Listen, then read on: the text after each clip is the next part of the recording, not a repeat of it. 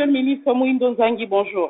Bonjour. Le système LMD, licence, master, doctorat, est déjà matérialisé dans les universités de la République démocratique du Congo. En quoi ça consiste? La RDC a pris le choix depuis 2014 de changer de système d'enseignement.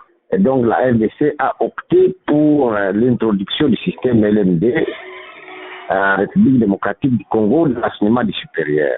Ce système sur le plan formel consiste à réduire ou à réglementer les cycles à 3, dont le cycle de licence de 3 ans, le cycle de master ou de maîtrise de 2 ans et le cycle doctoral de 3 à 5 ans. Cela a pour avantage de raccourcir le parcours académique, de le rendre lisible et visible, mais aussi de faciliter la mobilité interne et externe. Vous savez que le fait que nous ayons un ancien système qui ne rime pas avec le système mondial, nos étudiants, lorsqu'ils quittent le pays, ils ont des difficultés de pouvoir assurer une mobilité facile. Donc, ils quittent au Congo avec une licence de 5 ans. Lorsqu'il arrive en France, on lui dit que la licence n'est que de 3 ans, il perd 2 ans et donc il reprend la maîtrise, alors que si ce système était aussi adopté à la République démocratique du Congo, il se serait aligné sans beaucoup de problèmes au système à l'extérieur du pays. La troisième chose, c'est que le système d'enseignement LMD insiste ici la professionnalisation de l'enseignement. C'est-à-dire qu'on ne forme pas les gens par objectif, l'objectif d'avoir un diplôme, mais on forme les gens pour qu'ils acquièrent des compétences. Et donc le système LMD insiste ici des enseignements pratiques qui amènent les étudiants, aussitôt qu'ils finissent les cursus universitaires, à pouvoir s'intégrer facilement dans la profession. Le système LMD, depuis sa mise en œuvre ou sa matérialisation, est-ce que vous sentez vraiment qu'il y a une réussite ou des résultats escomptés, du moins pour ces 2 ans? En tout cas, nous avons commencé avec l'année de recrutement.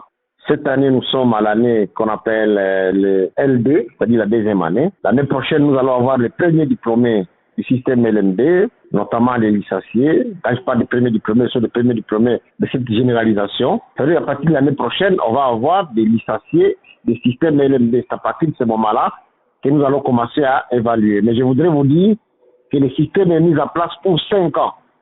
Donc, nous avons 5 ans pour les consolider, parce qu'on ne peut pas faire un chemin retour. On est dedans et on va continuer à l'améliorer, à les consolider au fur et à mesure que les années avancent.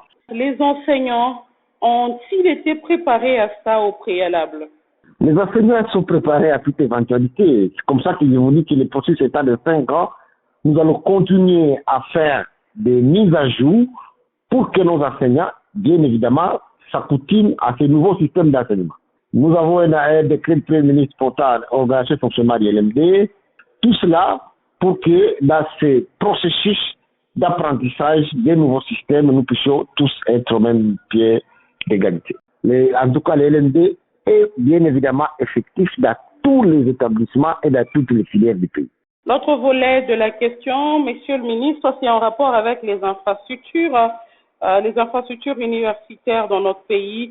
L'université officielle de Mbuji-Mayi, sa construction, le chef de l'État, il semblerait qu'il est déçu par rapport à ce qu'il a déboursé comme fonds. Le chef de l'État a visité les chantiers de Mbuji-Mayi, il s'est rendu compte que les chantiers existent.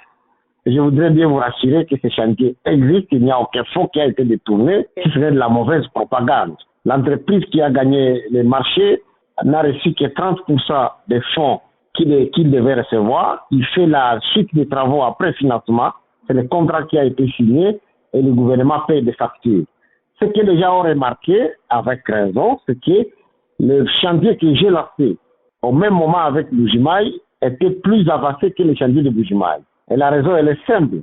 Les chantiers de Kinshasa ne souffrent pas de problèmes d'approvisionnement. Les matériaux sont sur place. Les chantiers de Mbuji-Mayi, à cause de l'inaccessibilité, bien évidemment, il y a des retards dans le déploiement du matériel, donc ils ne peuvent pas être au même niveau. Mais les chantiers continuent, les fondations sont terminées, maintenant là, ils sont en train de couler la première dalle, puisque c'est des infrastructures imposantes. Ce n'est pas des petites histoires construites par-ci par-là, c'est des bâtiments de 3-4 niveaux qui sont construits dans une très grande surface, et donc c'est normal que ces travaux puissent avoir ce petit ralentissement. Et je voudrais préciser que les contrats ont été signés pour que ces travaux s'exécutent en 3 ans. Aujourd'hui, nous sommes seulement à 9 mois. Monsieur Mouindo Zangui, je rappelle que vous êtes le ministre national de l'enseignement supérieur et universitaire.